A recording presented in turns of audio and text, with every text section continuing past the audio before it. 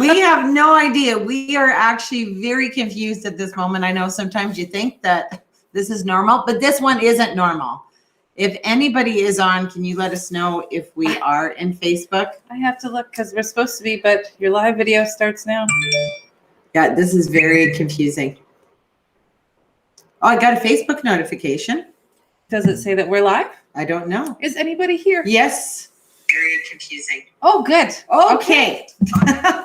Well, Welcome. top of the day to you. Is that how you say it? Well, top of the morning, but we don't know if it's morning. But it's not morning. Some of them are like, it could be like 1 a.m. It could be midnight. It could be 10 p.m. Well, gang, this was super discombobulated. Yeah. To start. And you know, it's interesting because we're going to be running through a few. We're on Facebook. Oh, Thank great. you, Terry. We are going to be running through a few. I like to call it a series personally. I know Carolyn doesn't, but to me it's a series because it's, you don't know what you don't know until you do know. And this is actually one of my most favorite lines in the world because with working with people globally on a regular basis, you know, sometimes we as humans are so hard on ourselves.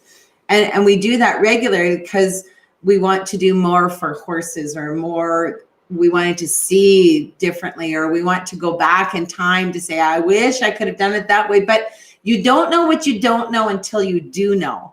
And today is all about investment versus liability. One of my most favorite topics in the whole wide world besides horses, because I love business and I feel you don't know what you don't know until you do know, in the understanding of what the difference is between what it is an investment. Because an investment is always something that makes you money. This is where we have to get our brains out of it being a liability when we buy a course, when we buy into a business, when we buy into, well, I guess even RRSPs. I'm not a huge believer in all those things. TFSAs, maybe. TFSAs, like any kind of an investment, it's always to make money. You don't just throw in money and say, oh, good luck. Well, unless you go the high risk route, but you don't have to do that. So anyways, it's going to be a really exciting morning talking about this because I just think this is a great way to help people understand what they don't know maybe. And first and foremost, we'll get into our regular stuff here. And hopefully with all of this talk, some sort of light bulb or something cool will happen. And you'll say, hashtag, holy jumping tuna fish. Because something blew your mind. You're like, I didn't know this before. Yeah. I didn't know that till I did know that. Any of those things, throw in that hashtag holy jumping tuna fish, because we always like to know what maybe is new or cool information for you as well. Of course, if you are catching this on replay, throw in that hashtag replay. All of you live right now, though, please do let us know where you're from. And we see we got Terry on here, we got Lisa on here, we got Heidi on here, we got Michelle on here already. Yay. So yes, say good morning. Tell us where you're from as well, because we always like to know how international this live is at this moment, I guess. It's kind of like having a little breakfast meeting with all of our followers. With all of our friends worldwide. Absolutely. I love this. And of course, share. This is some really great information. Doesn't matter what business you're thinking of going into. This is really fantastic information for all businesses or all people thinking of becoming a sole proprietor or starting a business or getting all of this extra info, because it's funny. I was just talking to somebody about this yesterday. If you don't know the differences between these, starting a business or getting into business can be really, really scary, scary. So share this out, and then we can get more people in the know about all of this cool business stuff as well. Because here is the thing. Every single one of us deserves to do what our passion and our destiny and our heart wants. We do, but we allow those things to paralyze us in that fear of money or being successful or people around us saying things will never work. So it really is really important that we globally help each other to step forward and just take the step. I know it's fearful, but it's so exciting when you are called to the destiny that you are made for, that purpose that you've been called to do. But it does take guts to do it. And when you do the gut piece though, and you take that first step, it's like, oh, that wasn't half as bad as I thought it was going to be, right? Or you don't even realize how much you've done. And then you look back and you're like, I am awesome. Like, how did I get to do this so much? I'm so great. And it's always that, like, it really is a feeling of accomplishment for sure. To introduce ourselves, my name is Carolyn Charles. I'm the Director of Sales and Marketing, as well as an instructor and facilitator for the Equine Connection, the Academy of Equine Assisted Learning.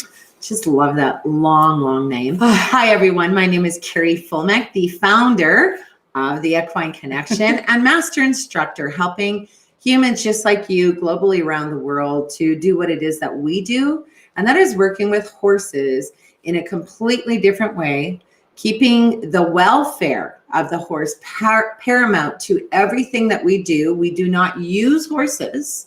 We actually work and partner with the horses. This is why the program is absolutely outstanding.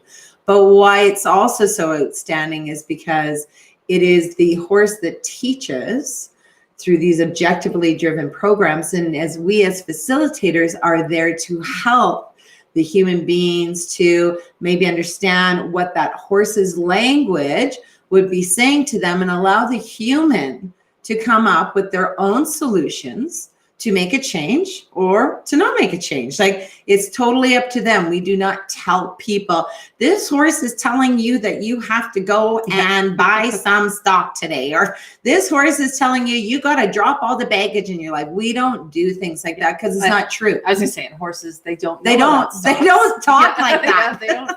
They don't have those pieces in them to be like, Bitcoin, way to do it. Yeah, exactly. Doesn't work. Tabitha, hi. We haven't seen you in so long. Good to see you on here, Tabitha. Bree, Libby, good to see all of our girls on here too. Love it. Love it too. So maybe should we go into like kind of first defining what each of these are, like the actual investment versus the liabilities. So maybe, do you want to do liabilities first?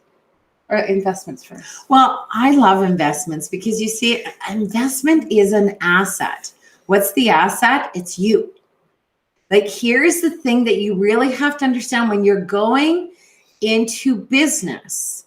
It is an investment. You're not just giving money to do a certification or giving money to become a coach or giving money. You're investing in you because you know when you pay to what? Educate yourself in learning what you need to learn about your business. The investment is tenfold into you because why? You want your business to work. So you're going to do all of the things that your certification, your university, your college, whomever it is going to tell you the steps that you need to do to be able to keep that investment in you. So why? You can make money. So you're the asset to the investment. And that's why it's so paramount to also understand that. Now, a liability is like you buy a vehicle or you buy a boat or you buy a motorcycle. The liability is you pay money each month for these, or upfront, full, whatever. You don't make a money you drive off of any of that. It goes down in value. You're just paying. Nothing's coming back. Well, except you have transportation from A to B. And I was going to say, it's a necessity like, that's nice for a lot of people, but it is considered a liability. So really understanding those pieces, and you guys can ask us any questions as well, helps to get your mind in a different mindset. Because being in business, and if you've never been self-employed, if you've never been an entrepreneur before, it's like, oh, I don't know how to do that. Yeah, what do these mean? What are these words? Yeah. But the freedom that comes along to understanding that you are the investment, you are the asset to any business that you're wanting to choose, puts you in a more solid, calmer state versus just saying, I want to do this, I want to do this, blah, blah, blah, blah, blah. Like that. We want to dream and we want to have goals.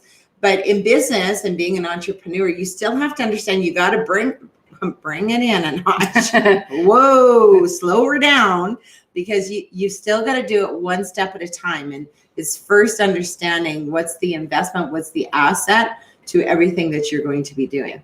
And I was going to say with that too, you are the asset because you can do the work. If you take a course, if you take, you'll get knowledge from all the courses or whatever else you take. But unless you take action with all of those pieces and create yourself as that asset, it's not going to do anything. You have to actually do the steps. You have to take those pieces to move forward and take the knowledge and apply it to something as well, right? To be able to really create that asset within yourself too. did that make sense? I think it did. Oh, okay. Did it make sense to you guys? Yeah, exactly. I was just looking at you and I was like, is she looking at me like I've said something confusing? But no? Okay, No. Very good. Yeah, so we have some stuff to give. Well, I think we're just going to have you email us again for this. Yeah, we got well. another gift for you as well on the liability and the investment idea. But do you guys have any questions? Because we can go into more in liabilities as well. Because if you think about this, and I'm just going to use the example of being in the industry of horses, since that's what we do. And we're experts in the field. And that's why most of you follow us. Absolutely. Yeah. So here's how even maybe your partners or your spouses might even think of things. So you take the horse, for example. They may consider that horse a liability because why? We know how much it costs to keep a horse on a monthly basis. And we know when our horse has an accidental, it costs hundreds and hundreds, sometimes thousands of dollars to fix our wee little pony pone. So you see, that would be that liability or idea, right? Yeah. However, when you're in business for yourself, you already know you're the asset to your business. You now have your own business rolling, like being a self-proprietor. So then what you get to do with all of that money that would have just been a liability, meaning you don't get it back. Like it's gone. You've paid the vet. Your money's gone. It's not coming back in for that reason. But now being sole proprietor, you get to take the hundreds or that thousands of dollars, and now you get to place it into your business. Mm-hmm. So yes, it looks like a loss in your business, but that's good for the government because at the same time, this way, at the end of the year, you can see all the money that you've brought in. And then you can see all the expenses that went out. Your bookkeeper accountant does that beautiful little balancing thing to say, "Ooh, government, they have either paid too much into you because you see they've got a lot of loss this year because they've started a business." And this is the best part. You get to carry your loss forward each year. Now, I know loss sounds scary. Because it does. Oh, I see. Right. Know, right? Like, right. Like, what do you mean? I'm out of money? Like, what happened? Why don't I have anything? It doesn't quite. It's like it's not that way. It's just the loss is what you have paid out. Maybe that would look like more than you brought in. But when you balance it all out, that way you can actually look at maybe balancing out with the government or possibly even getting money back from the government. And then you're not looking at paying all the tax on everything that you have brought money in as well. So it kind of helps balance things out so that your money that you take home is actually take home money versus when you have a regular job, you pay whatever percentage it is that they automatically take off, and that goes to all of your government fees and that kind of thing as well. Now, here's the nice thing with income tax deductions. If you already have a job, whether it be casual, part-time, or full-time, and you are wanting to start your own business, great time. Don't quit your jobs. Yeah. Like, here is the beauty, because this is the only time that it can happen with the government, okay? Meaning, so you start a business, you pay for, let's say, a certification, you buy another horse, you buy for some supplies, all of those great things that you have. What you doing? Something just looked like it wasn't working for a second. So I'm just checking. But okay, just to make sure. Yeah, just to make sure. So you have all of these things now that are going to be now part of your sole proprietor. But hey, I'm a nurse. I still work at the hospital. I still get a paycheck every single month.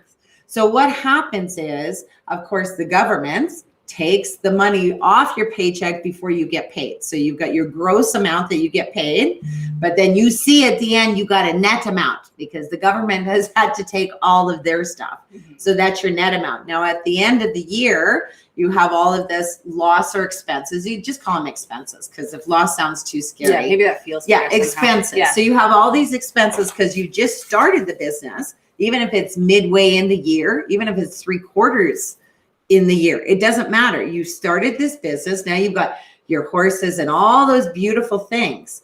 That way, when your bookkeeper or your accountant does your balancing, as Carolyn had said, with all your expenses and of course your income, which would be, I'm a nurse, I get paid every month. Then they say, oh my goodness, like you've paid way too much in income tax because why? they're taking in your new business, because that's what bookkeepers and accountants do. They understand how to balance this piece. So more often than not, what will happen is you get a check in maybe June from your government saying, oh, you overpaid us, so here is $8,000 back to you.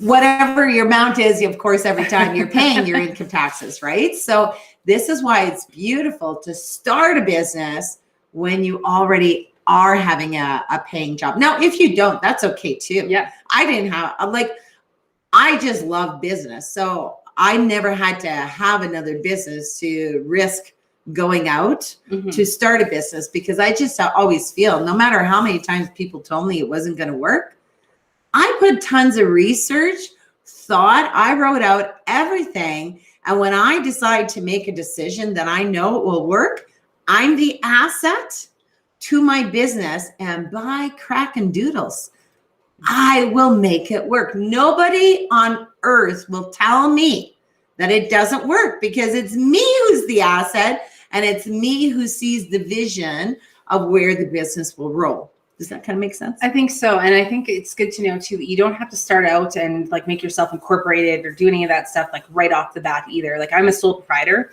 I have been for ever now. It feels like a very long time. And there's no need for me to go and switch things up differently, right? Because I am working for myself.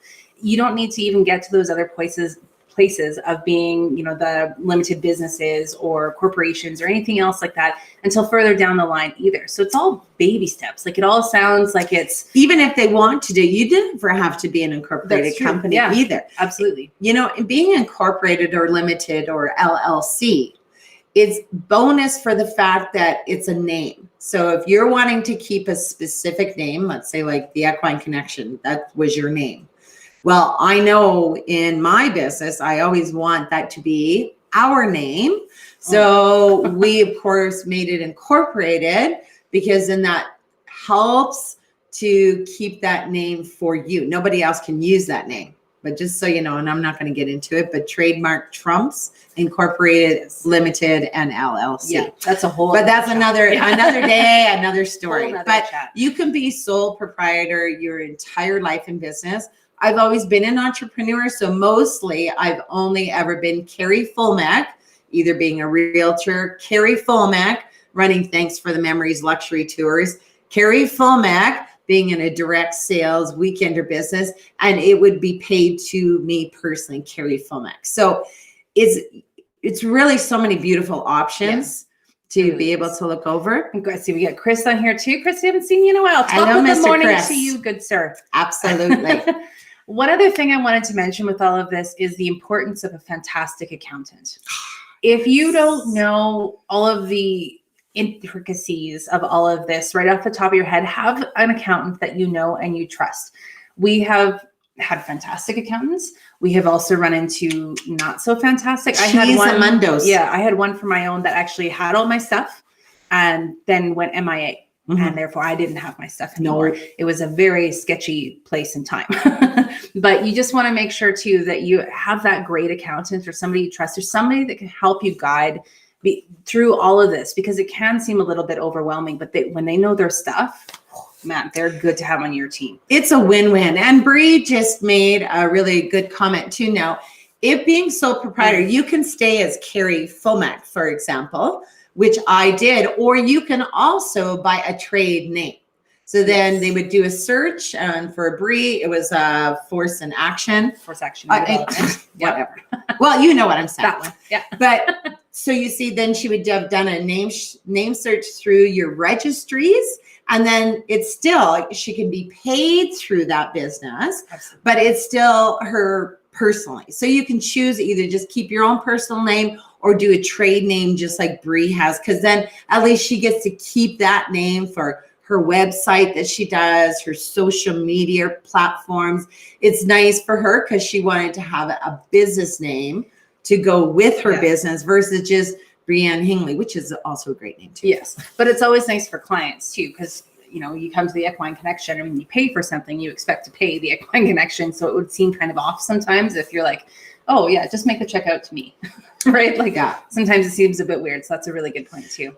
Oh, also, I know Lisa I like Lisa's comment there. Accountants can make or break with you. the tuna fishes. Yeah, isn't that the truth? And the other thing, accountants are super expensive as well. So I know for me, first starting out, it's still finding that right bookkeeper who understands business. And you can tell as soon as you start talking to them, if they got it all together or if they're not sure of certain things, because I quiz my bookkeepers all the time so that they're very clear. I know my business. So you can't tell me I can't use this, because if you don't understand why I can use it, then you're not the one for me. So I kind of quiz them, take them through, hiring them, because you know what? They're going to be making money from you. Yeah. So it's not bad to kind of take a look at certain people or reviews and recommendations. I was going to say that too. If you know somebody who says, my accountant's great. Absolutely. Right? The accountants are not the ones that you say, oh, this person's way cheaper. I'm sure I'm going to go with them. I'm sure it's all the same thing. No, it's not. Oh, I wish we could show you. It's so funny, but one of our instructor, Jane, actually in Australia, she had sent us a picture of, a beautiful rail that had this beautiful engraved horse. And then there was a side-by-side picture with just a rail, like a stairs rail, with a toy horse with rope wrapped around it. Yeah. And the whole thing was you get what you pay for. Yeah. Not saying that everything you have to go high, because you don't. But my whole thing for myself personally, my gut actually does a turn when something's too cheap. Yeah. When something's too low, it's like, if I'm going to invest in myself, like even in a certification, if I'm going to invest in me, what's going to bring me the money? Because you do get what you pay for. So it's really important to take a look at what industry that you're going to be going into. What company can help you the best to get your business off and running? So what you make money right away. You want to make sure there's always a return on your investment. Mm-hmm. That's also being in with the asset as well, with that investment. If you are investing properly, there should always be an ROI. Yeah. So really take a look at what their ROI is or what they're stating it to be, so that you understand, and even the partners who are maybe supporting you in your life, that they also understand that, but honey, I'm going to make my money back because I've already got this plan and they have shown me how to get my return on investment. Yeah. And look at everything as if you're doing long-term or short-term, there's all sorts of different ideas, but ask for the help if you need it. If you don't know about that stuff and you can get a great accountant on, or people that do know, ask for that help to learn, because it can be a steep learning curve. But when you've got the support around you to help you out with it, it makes a huge difference in knowing what you can and can't do. Absolutely. You don't know what you don't know until you do know. It's funny, in the USA, some of our facilitators has been interesting with their accountants, and I would say it's mainly been bookkeepers, but they don't understand that when we're starting this business, and again, I'm just going to use us as the business. So equine assisted learning business, which is not a horse business. It is a skills development business. Right. So you see, some of these bookkeepers are keeping it more of like a hobby farm or agricultural because there's a horse. Mm-hmm. But you see, that's not what our business is. Our business is skills development. So when we understand what business we are in, does your bookkeeper understand what it is that you're in, so that you have those proper write-offs? Yeah, because that's running them into a fair amount of trouble too, yes, as far as things that they can and can't do, and things that they can write off and things that they can't. Like, it's caused a little bit of havoc for them. But understanding that this is a business, and even understanding how to do the write-off for the course itself, was something that I think was more so in the States, yes, too.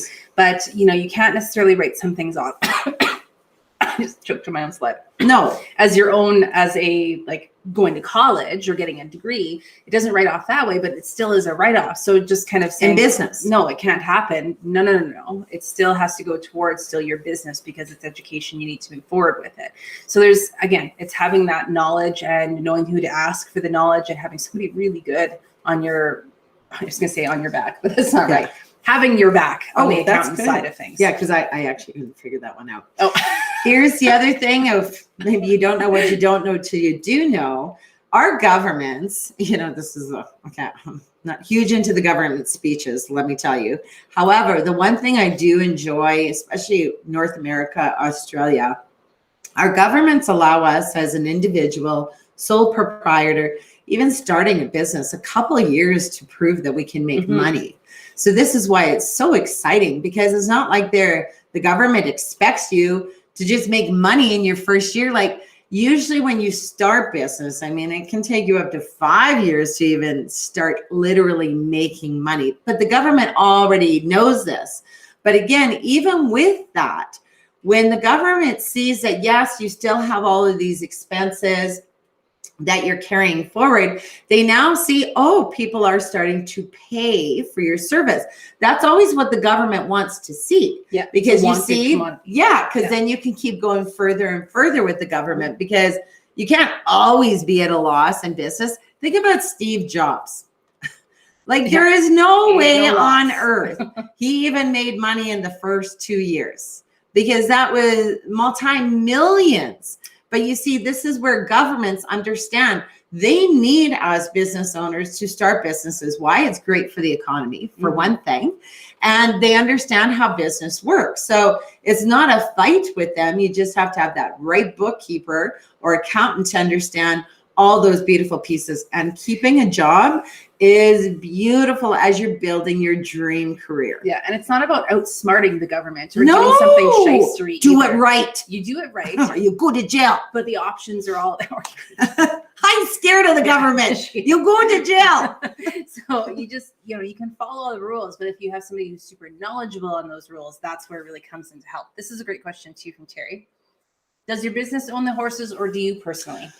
I still own them personally, because I don't want them to be business, but because I have it set up that even my arena is, well, Sid's and mine, so my honey's and mine, and the horses, because if anything ever happened in business, I don't want the horses to be a part of, I have to sell them or I have to do anything. So it's kind of like, I guess, if you will, a rental agreement of sorts to be able to do that, because I write off though all of my horses. Yeah. So all 10 horses, all 10 dewormers, all 10 farriers, everything is still in my business, but the horse piece themselves are beautiful, majestic beings. They're mine.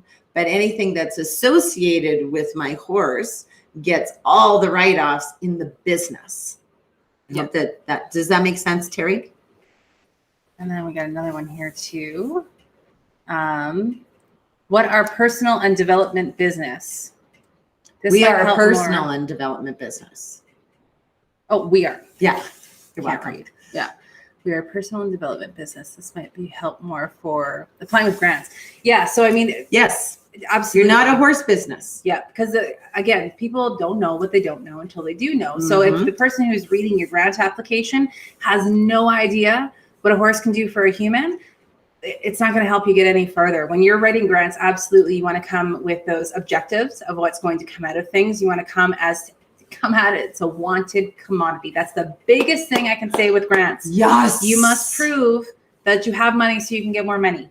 So to have money, somebody had to pay you. So you have to be able to show that you are a wanted piece and people are looking for your services, even if they aren't paying the full amount for them. Yeah, even if they're paying you $10, it's something to come and pat your horse. Absolutely. That is something. And they look at that. They want to know that you're needed. And heck, in today's world, mental wellness to me is the key number one thing that every one of us in the equine industry should be helping humans with, because, do they need us? They need to be with a horse, and they need to feel some healing in the chaos of what maybe losing their job, not being able to support their family, our poor little kids who can't just be free to be kids anymore. Yes. Like, people need us so bad. And even the whole idea with the holy jumping to innovations. The whole idea with the COVID thing right now,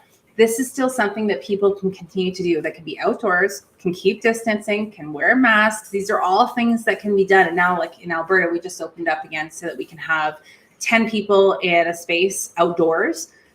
That's beautiful. You can work with horses outdoors. You might be a little chilly, dress for the weather, but you can still make it happen. And you can still have these beautiful life skills to help people move forward.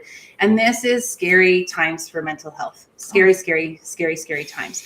And not everybody goes in to see a therapist. Not everybody they can't even go to a gym to work out. We don't have the same outlets to keep ourselves where mentally we need to be, right? So working with horses is a stunning way to help people out in this, and we can be moving forward with this now, which is lovely. Absolutely. And Terry, I also wanted to comment now, when I do buy a horse though, just so you know, it's still a write-off in my business because I need that horse, not only for me personally, but I need that horse because he needs to be, well, hopefully a part of what it is that we do. So anything that I spend money on, like seriously, anything is a write-off. Remember, if you have a mortgage, that interest is a write-off because you're in business now. You always have to, have an office space, and the government allows you a certain, like 5%, 10%, 15%. It depends how your space is set up. Mm-hmm. So that includes your utilities. That includes your cell phone. That includes your vehicle. That includes your maintenance on your vehicle. That includes your gas, your depreciation. And that's actually, I like that you said that, because it's kind of like our horses are the asset to our business. So there's a kind of like a depreciation piece that our bookkeeper uses, because they come in with a certain amount of a number value, I guess you would say. And I hate saying it like that, but it is. It is. You take that number value and then they use it over the years that you are in business with the horses, but not using the horses. But remember, there's still the investment. It's kind of like the facility as well. It might cost you, let's say, I don't know, anywhere from 80 to 120,000 to build an arena. You don't get it all written off in 1 year.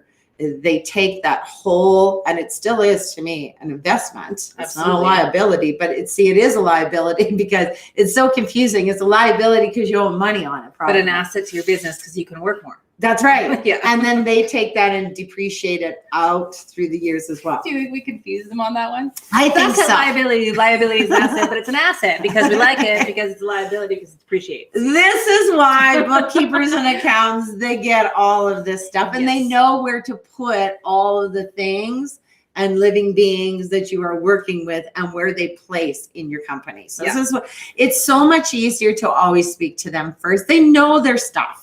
Like, hire someone who knows himself. Who knows himself first. Yeah. And then knows their business. Wow. But we do have a gift for you. Yeah. So how we're going to work this one is, well, again, we'll get you guys to email me, because I think that worked really nicely. I think it was lovely, because then there's no email going to junk. Yes. And not only that, is I actually got to have little chats with you guys. It was kind of nice to have like little one-on-ones. It was lovely. So we'll get you guys to email us, and what we'll do is we'll send you off a kind of lowdown on what some of the write-offs could be if you're working in a horse business.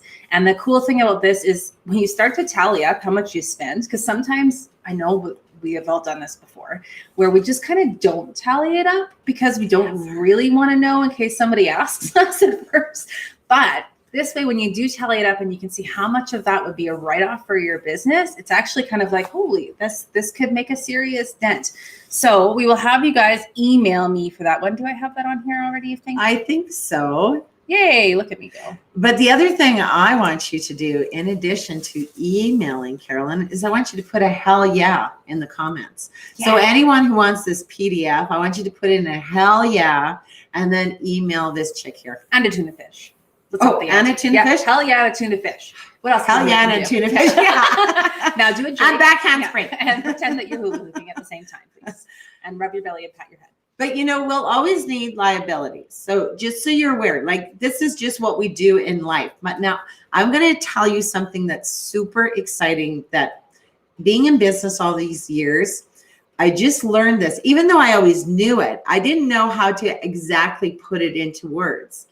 But this fellow, he wrote a book about the dad one. Rich Dad, Poor Dad. Rich Dad, Poor Dad. This is very cool. And I do recommend, oh yeah, that's right. Yeah. Again, stuff. If you really want to understand how you're the investment, I would so get this book. But what it was is, The thing even with money is very cool, because think about this for a second. You get a paycheck, let's say every 2 weeks. Now in that 2 weeks, as soon as you get paid, you pay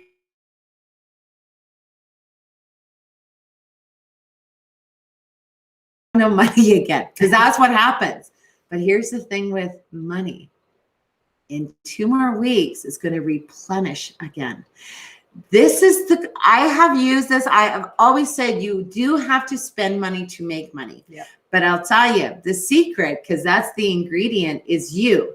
Because if you don't take the action, nothing happens. You can't just sit here and I believe, and then it just works. No, I believe, I spend the money, but I do the action to what? Make the money. So I always just think of this. If you're going to spend money, let's say let's just use our certification. Let's say you came in at $6,500. You're like, but it's an investment. It's an asset, because you're going to get a return on investment, right? You're going to make money. But now dig this. You spend the 65, you get trained in business. You get trained how to work with these programs. You get trained in your return of investment on investment, so that what? You're making money right away. So yeah, you take it out of the bank account, and then boom, you start having a client give you money here. Client give you money there. See, now it starts replenishing that money that you've taken out. I do this all the time, even when I'm in dire straits and I have no money. I remember those times, like no money. My brain always said, you know what, Carrie, just spend the money, because you know when you take it out, something happens where the money comes back in again. She's not even lying about this, you guys. I know. Because it was tough at first getting this whole thing. And then there was times where we were like, oh man, that's a little bank account, right? But the difference in our personalities is Carrie's like, yeah, we got to get it out there. We got to get it done. But it was totally true. And it actually convinced me otherwise. She's very skeptical. I'm very skeptical, and I'm very frugal as well. So when it comes to this kind of thing, normally I'd be like, oh, there's got to be a better way. There's got to be a different cheaper way to do it. Yeah, frugal. But sometimes there's not. And sometimes you do have to spend the money to be able to move to that next place where you're going to bring it in. And this business really is total proof of that. And it wouldn't have happened if it weren't for Carrie, because I'd have been like, oh, mamacita, I don't know if I can do that. But I have learned from that. You do have to put out the money if you're going to get something that is going to be able to get their return for you as well. And I think psychologically, if you will, why it works so great. And I know, and I'm just speaking personally from me, but when I spend money, whether it be 500, 5,000, 20,000, when I spend money, it already excites me with the motivation to do the action to get my business to go, because I know the money is going to be replenished again. But it really is. Number one, we would never fib you on this or ever tell you it's just easy to be in business. It is not. But it is the most glorifying, freedom-loving, being your own boss thing in the freaking world. But you do have to have it. This is why when you spend money, you're just like, it excites you. Instead of putting you in a frozen fear zone, it excites you to move forward. And the one thing I know for so many people are so paralyzed in fear of money. And don't get me wrong, we understand in COVID time, people are in any time though, when you get paralyzed with money, money is not meant to sit. Money is not meant to be buried. Money is actually meant to be used. And sometimes you do got to risk a little in order to spend that money, but then you make the money. And I think that's the key term with it, is the risk, right? Because it's not necessarily that your bank account will be lower. It's the fact that there's a risk maybe associated with that what if you need, what if. But sometimes the what ifs never come, or a whole different set of what ifs come that you weren't even on your radar, right? So it's not about being just stuck in that moment of risk, because then you aren't moving forward at all. So you have to be able to get past that piece too. Lenore had a good question too. Do you have a sample grant request letters and ideas for who to send them to, please? Grants are tricky in that every single one is different. And every single one needs to be written directly for that grant. So if you're in Canada, we do have grant websites that you can actually go on, see what's available. COVID has shut down a ton lately, but opened up others. So you really have to kind of do your research into it, but it depends on who the market is that you're going to be helping. It depends on what kind of organization you're going to be working with. It depends on the skills that you're going to bring about, if it will affect the community, if it will bring about economic greatness, mental wellness. Like I would check huge. into the mental wellness. Yep. Grants right now as well, Indigenous, because if you're working with them at all. Indigenous, absolutely. So yeah, really take a gander through those. And then once you found one that you think you apply for, you answer the questions they ask. Don't go off on tirades. Very succinct, and answer the questions that are asked of you in the actual report. Order. Yeah, and do it all just as said. If you don't, it doesn't even get read; it just gets flagged and chucked. So make sure that you really do just go exactly by what they ask. That's the one thing. You can't go off script when it comes to a grant. You got to stick to the script and stick to their script and be able to make sure that you're fulfilling all of those key pieces that they're requesting for you to have in the grant as well. So hopefully that doesn't scare you, but it helps. So to end her off, you don't know what you don't know until you do know. We hope that you do know even more exciting information for any of you who are wanting so passionately to begin your own business. Remember, the investment is you. You are the asset. When you spend money, money comes in. Why? Because you're going to take the action in order to do what you need to do to get your return on investment. So thank you all so much for joining us again. And remember to email Carolyn and we will send you out that gift, the PDF, which is so fun to go over even with your significant other or just for yourself. Start building your dream right all over the PDF, how you are going to make it, because it doesn't matter where you are in life. Here is the thing. Dirt, broke, poor. When you know you want to start something, a path and a door, a window, things open for you to be able to see it so that you can begin it, because that's your purpose. Your purpose is to fulfill what's calling you to do. And if it is with horses, it's one of the greatest things you'll ever experience in your life, seeing a human being make a change right before your very eyes. So true. But please remember, no matter what, you are the asset, not only to your business, but to your life. You are an asset. You're never a liability to anyone. Always remember that your gift is so needed here on this earth. And if you don't believe it, we believe it for you. And we are always here for you, no matter what's happening. Yes. Just know we are here. So have an amazing, amazing week. Next week, we will be on again, but at a different time. We are running our certification school, so we won't be able to hit up the regular 9 o'clock. I think I put it as 1:15, I want to say, Mountain Time. So just, take a peek on that, and we'll be putting it up as well, because we're going to be continuing on this series. I'll go with the series. I'll go with it. I will. Oh, see, it does make sense. It does, yeah. So with the you don't know what you don't know until you do know piece. So next week, same, that channel, different time.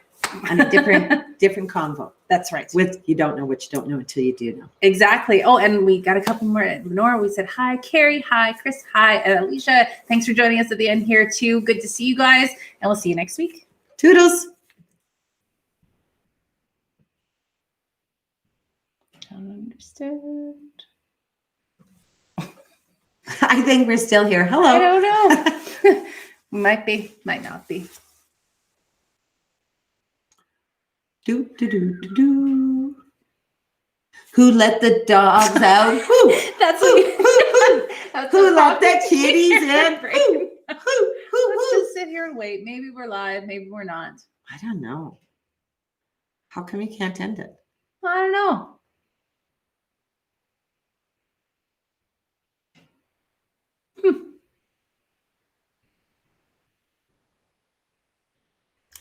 Should I just close it?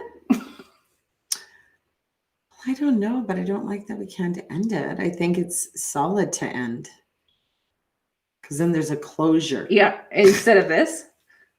Yeah, you are. We're still live. See? All right. This is not good. I hit the button. Just so you guys all know, I said stop. And I meant it. I meant, whoa, here, little machine. Whoa. But it's still going. Can you press it again, or you can't? It just twirls. Oh, do the refresh maybe. Well, I think I love you guys so much. We love you so much too, Terry. See, you belong with us. Yeah, I'm glad you started at the beginning with this craziness, and then you're ending off with us at the end with more of it. So, oh yeah, and Terry, you've got the beautiful voice. So you just heard my little crackly, yucky cockapoo, but I don't care. I sing it out anyway, sister. darn tootin'. Okay, well, let's just hit this button. Mm-hmm.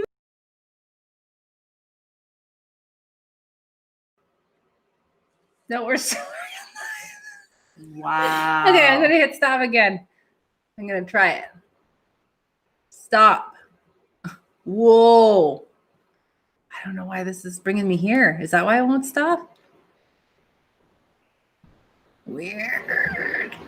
We might